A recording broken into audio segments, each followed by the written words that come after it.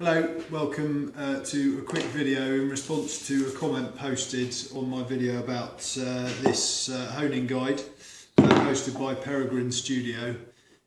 He or she asked how you would square off the end of a chisel.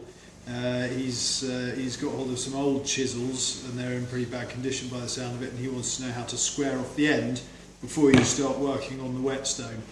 Because obviously if you just go straight to the whetstone you'll be there for weeks and weeks trying to get it down.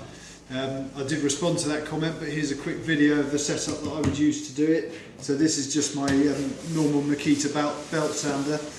It's got a very worn 120 grit belt on it, so it barely even feels gritty anymore. You want to be a bit careful, because when you're grinding the chisel down you don't want it to get too hot, because it will lose its hardness if it gets too hot. So I've set the chisel into the honing guide.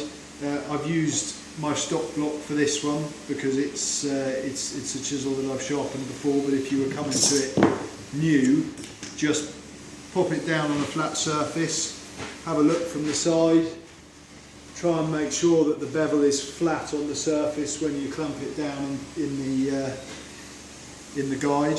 Get it as good as you can. You're going to grind quite a lot of material away anyway, so get it as good as you can, tighten it up, and then it's on with the belt sander and give it a go.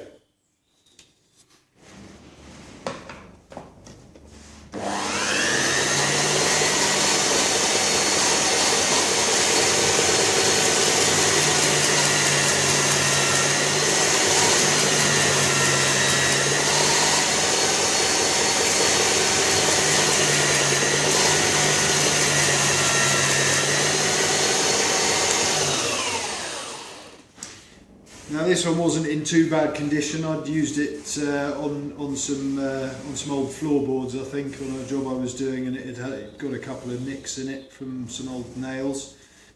So I would call that good enough. As I said in my comment, you know it's square enough when it looks square. It'll be square enough for 99% of jobs. You know, if it's 1 or 2 degrees off, most of the time it won't make any difference to you. So what I would do now, if this was a new chisel to me, or rather a new old chisel, is to make one of these stock blocks while it's still in the honing guide. So that's just a block, I talked about these before, with a little piece of wood on there that's just glued and tacked on, so that when you come to sharpen it next time, you know you can get it at exactly the same angle. And now it's just a case of going to work on a coarse whetstone first, to get rid of there's sort of striations on here from the grit on the belt sander. Go to work, get rid of all those, and then move up your grits and polish it up, and it should be sharp. Alright, so I hope that helps. Thank you very much for watching. Bye bye.